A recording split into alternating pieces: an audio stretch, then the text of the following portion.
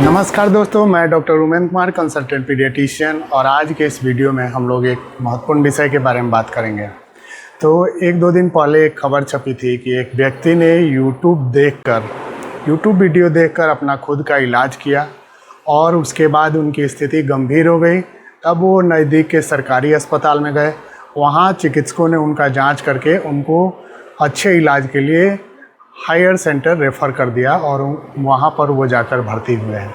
तो आज के इस टॉपिक में हम लोग इसी विषय पर बात करेंगे कि क्या यूट्यूब वीडियो देखकर खुद का इलाज करना उचित है या नहीं।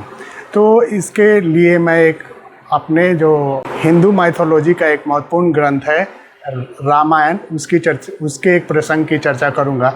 तो आप सभी जानते हैं कि भगवान राम, जो कि भगवान विष्णु के अवतार थे और वो हर चीज़ के लिए सक्षम थे, लेकिन उन्होंने भी जब अपने भाई को शक्तिबान लगा तो उनके इलाज के लिए अपने जो वहाँ उपस्थित दुश्मन के राज्य से जो वैद्य या डॉक्टर उपलब्ध थे उनका सुझाव लिया और उनसे अपने भाई का इलाज कराया। और इस प्रसंग में आप ये भी जानते हैं कि उनके अनन्य सेवक हनुमान जी, जो कि सर्वसक्षम थे, वो भी जब उनके इलाज के लिए सुमेरु पर्वत पर जाते हैं और ऋषि सुसैन के द्वारा बताए हुए संजीवनी बूटी को जब खोजते हैं तो उन्हें भी भ्रम हो जाता है कि इसमें से कौन सी जो है बूटी संजीवनी बूटी है जिसे लेकर हमें वैद्य जी के पास जाना है। और इस भ्रम को दूर करने के लिए उन्होंने पूरे पर्वत को ही उठाकर ले आए और लक्ष्मण जी का इलाज हुआ और उनकी जान बचाई जा सके। तो आप इस पूरे प्रसंग में देखते हैं कि भगवान राम और उनके अनन्य सेवक हनुमान जी दोनों ही सक्षम थे, लेकिन उन्होंने नज़दीक के वैद्य की सलाह ली और उसके अनुसार सही निर्णय लिया और तब लक्ष्मण जी की जान बचाई जा सके। तो ऐसा ही वाक़या जो है आज भी हमारे जीवन में हो रहा है।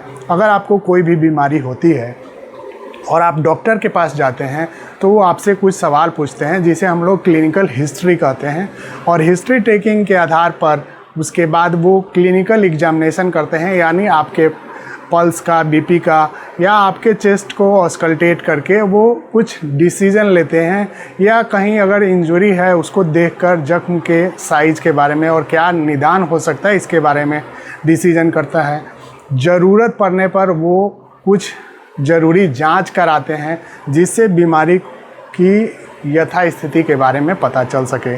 उसके बाद वो कुछ डिफरेंशियल डायग्नोसिस अपने दिमाग में सोचते हैं कि इस बीमारी के ये कारण हो सकते हैं, ये बीमारियां इस तरह के लक्षण के लिए लागू होती है, और एक डायग्नोसिस पर पहुंचने के बाद वो आपको कुछ दवाएं या जो भी चिकित्सा उपचार, ऑपरेशन जो भी है वो सजेस्ट करते हैं और आपका बीमारी ठीक होने का रास्ता निकालते हैं।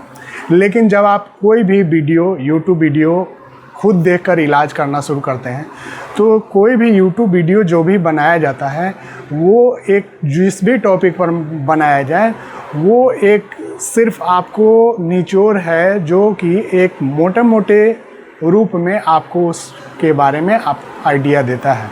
ये कोई भी दावा नहीं कर सकता कि उसने उस टॉपिक पर कंप्लीट इन्फॉर्मेशन और रिसेंट इन्फॉर्मेशन जो अवेलेबल है वो उसकी जानकारी आपको उसने पहुंचा दी है।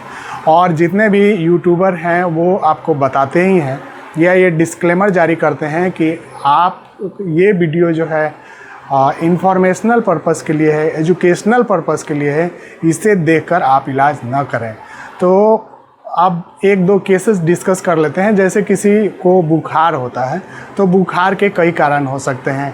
सामान्यतः वायरल फीवर होता है, बैक्टीरियल इन्फेक्शन होता है, वायरल इन्फेक्शन होता है।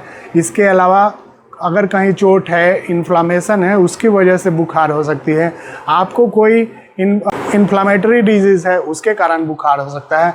आपको कोई रूमेटॉइड डिजीज़ है, कोलेजन वास्कुलर डिजीज़ है, उसके कारण बुखार हो सकता है।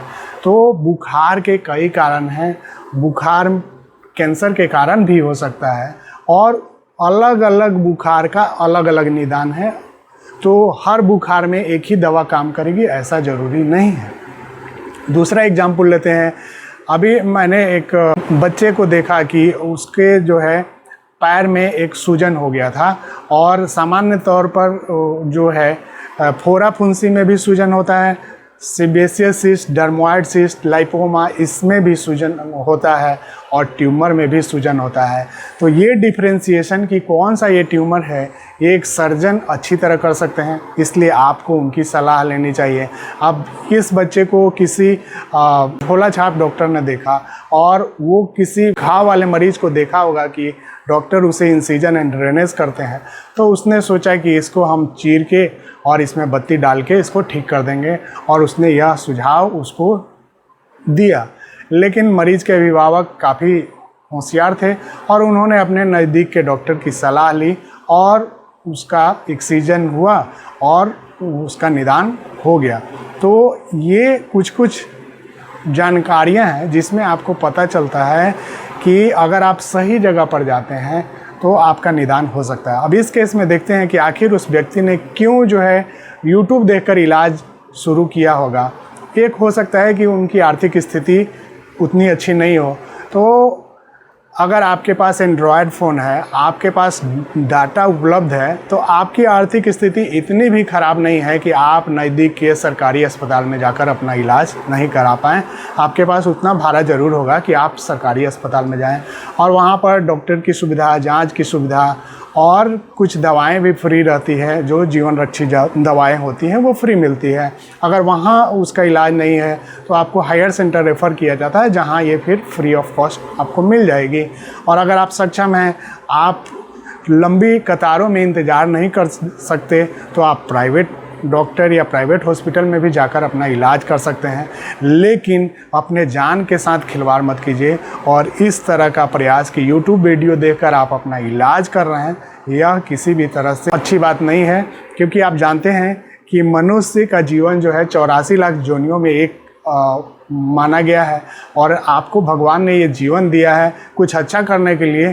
तो आप जिस भी क्षेत्र में हैं उस क्षेत्र में अच्छा कीजिए, लोगों के जीवन में कुछ सकारात्मक परिवर्तन लाइए और अपना इलाज खुद करके अपने जान को खतरा में मत डालिए। अपने नज़दीक के किसी भी डॉक्टर से, वो चाहे किसी भी पैथी के हों, मॉडर्न मेडिसिन के हों, होम्योपैथी के हों, आयुर्वेदिक हों, योगाचार्य हों, आप उनसे मिलकर उसका निदान पूछिए और अपने बीमारी से बचिए। वीडियो अगर पसंद आए तो इसे अपने दोस्तों के साथ शेयर कीजिए। वीडियो को अंत तक देखने के लिए बहुत बहुत धन्यवाद।